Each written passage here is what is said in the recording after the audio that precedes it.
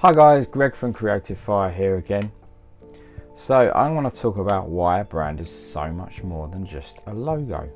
If you're a business owner, cast your mind back to when you started yours.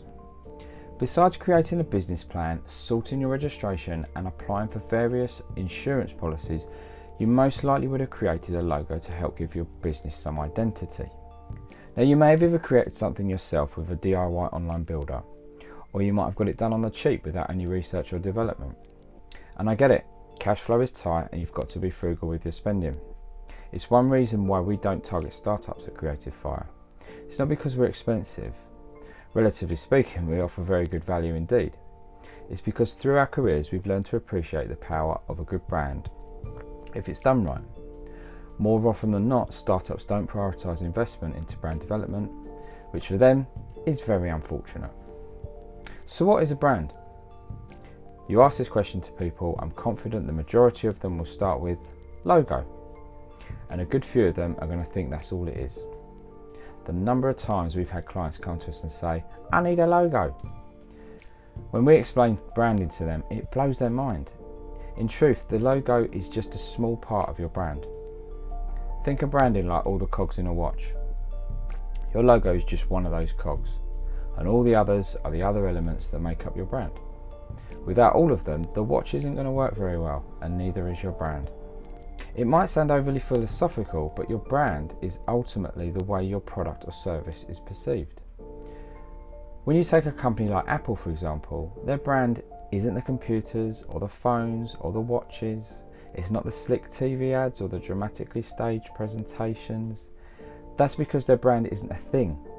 Brands are perceptions, and shaping those perceptions is key to influencing behaviour, which is exactly what you need to do in order for people to choose you over your competition.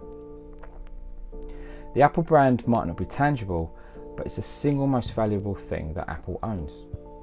Why do so many people buy from Apple? It's because of how we perceive the brand.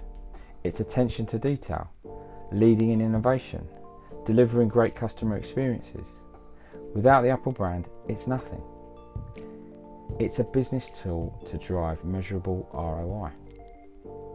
So what are the elements that make up a brand? Number one, brand identity. This is the way people recognise your brand through visual representation. This includes your logo, but also iconography, the colours and font style you use. Number two, brand image. This dictates what people expect from your brand.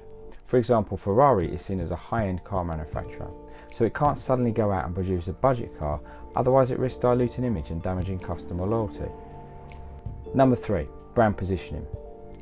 This is how the product is placed in the market by defining the segments it is targeting.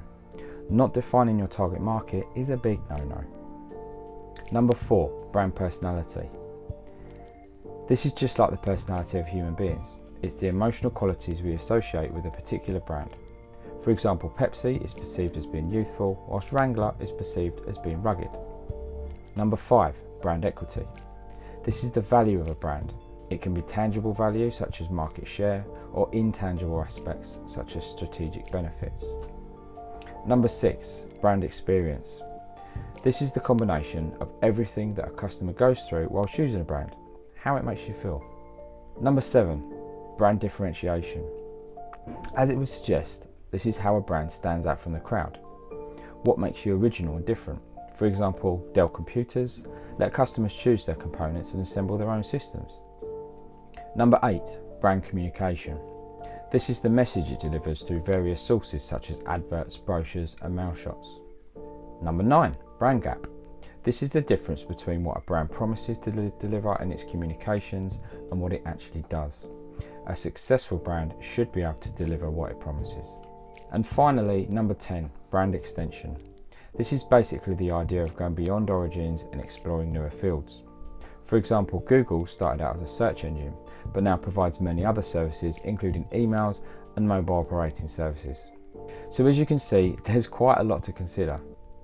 But what if I said applying the time to consider all of this could increase your chances of attracting more customers, or find a justified way of increasing your prices, or help you close sales more easily, or reduce your marketing costs, or boost the value of your company? because that's what the powerful of a carefully considered and well executed brand can have. In actual fact, it's your company's most valuable asset, yet so many people cut corners. Why is this? It's simply down to the fact they don't realise how expansive it is and what impact it can have if it's done properly. When you ask about branding, many believe you're just referring to a logo. So if I say to you that we provide brand development, the first thing you're likely to say is, I already have a logo that I'm happy with, so my branding is fine. But that's simply not the case. If we hone in on one of those elements, brand communication, one of the keys to a good brand is consistency. I worked with a client very recently who had been producing and managing her own brand assets. She had different images and messages on each of her social media profiles.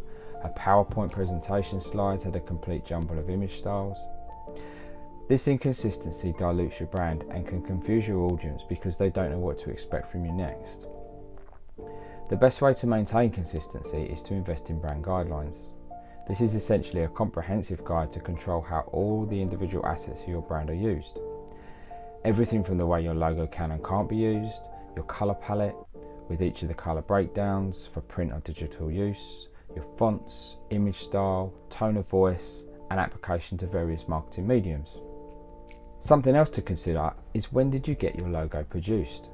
Whose tastes and opinions were factored into the design? Yours? Your designer's? Neither you or the person who designed it are your target client. So just because you think it looks shit hot doesn't necessarily mean your target audience will agree. By investing the time into proper brand development, understanding what your target audience wants rather than what you like, maintaining visual consistency and having a strategic plan that ensures you're staying visible through various marketing touch points, you're much more likely to generate more business for yourself, not just by winning new clients, but by developing and nurturing their trust so that they build loyalty to your brand.